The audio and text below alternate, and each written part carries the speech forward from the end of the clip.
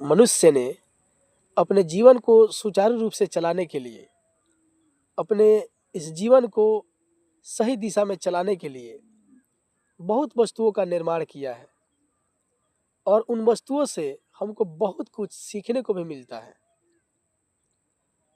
आज मैं वैसी दो वस्तुओं के बारे में चर्चा करना चाहता हूँ जो हम सभी को जीवन की सच्चाइयों से अवगत कराती है। हमें समाज में, हमें इस दुनिया में, हमें अपने परिवेश में क्या करना चाहिए, क्या नहीं करना चाहिए, इसके बारे में वो वस्तुएं हमको सिखाती है।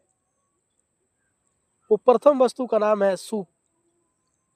व्यक्ति का जो स्वभाव होता है सूप की तरह होनी चाहिए, क्योंकि सूप क्या करता है, जितनी गंदगी वस्तु रहती है, जितनी गंदी वस्तु रहती है उसको बाहर फेंक देता है और अच्छी वस्तु को अपने पास रख लेता है। मनुष्य का स्वभाव बिल्कुल सूप की तरह होना चाहिए, क्योंकि इस दुनिया में, इस समाज में, इस परिवेश में, इस ब्रह्मांड में अच्छाई और बुराई हर जगह भरा पड़ा है।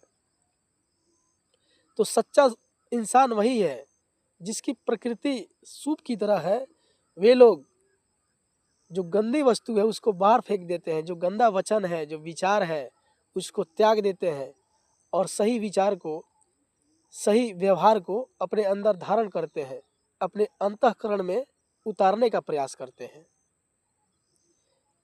दूसरी वस्तु है चलनी।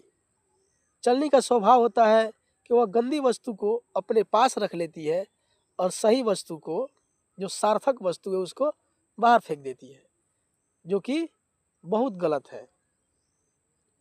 तो इस पूरे ब्रह्मांड में इंसान भी दो तरह के होते हैं।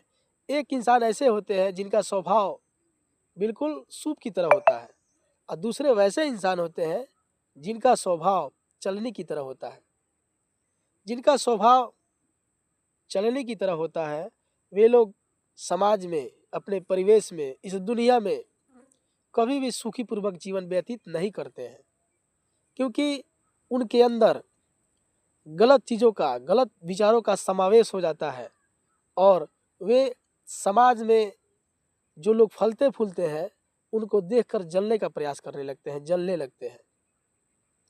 और मनुष्य का सबसे गंदा जो आदत है, जो विचार है, वो है जलन, ईर्ष्या, एनवी जिसको अंग्रेजी में कहते हैं। तो मनुष्य को अपना स्वभाव चलनी की तरह ही नहीं बल्कि सूप की तरह बनाकर रखना चाहिए, ताकि हम केवल सही विचारों का अपने जीवन में उतारें, उसको अपने अंतःकरण में धारण करें और जो गंदे विचार है, जो गंदी वस्तु है, उसका त्याग कर दें। इसी में जीवन की सच्चाई छुपी हुई है।